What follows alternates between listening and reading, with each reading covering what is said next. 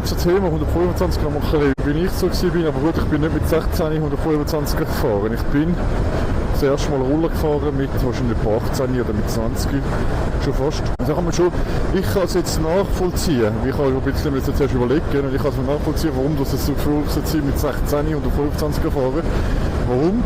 Weil du fährst erst mal mit 14 eigentlich Töffli. Und Töffli hat irgendwie 2 PS oder so. Oder 1,5 PS, kannst du maximal 30 km/h fahren, also das blendet im legalen Bereich. Wenn es nicht frisiert ist, oder, kannst du maximal 30 fahren.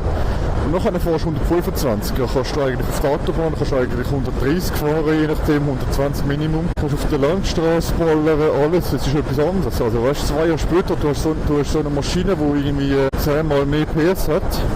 In dem Sinn, das ist schon krass, gell? Auf der anderen Seite muss ich sagen, es gibt Leute, die fahren, die könnten schon noch größere Maschinen fahren, gell? Da gibt es einfach Leute, die können gar nichts, weißt du? Es ist einfach schwierig, weil das Ganze über einen Kamm zu scheren, aber musst du machen. Du kannst nicht jeden einzeln rauspicken und sagen, du darfst das fahren, du darfst das fahren, ist mir ja klar. Aber was ich würde sagen, ein ganz grosser Hauptgrund ist für so Junge, erstens mal schon zu fahren, du siehst, die bremsen, ich muss auch bremsen. Oder? Das war bei mir auch das Problem bei der Autoprüfungsvorstand fahren. Und das Einschätzen von der Geschwindigkeit. Der Körper hören, wenn du müde bist, dass du anhaltest. Das, was ich immer predige, anhalten, ein bisschen den Kreislauf verkurbeln, ein bisschen sich bewegen. Oder? Das ist das, was ich immer viel sage.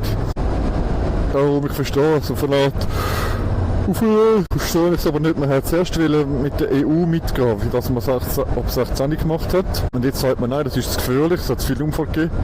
Und jetzt machen sie wieder ab 18. Also, ja, schreibt gerne mal in die Kommentare, ich habe eines Türchen vergessen, was ihr so dazu verhaltet.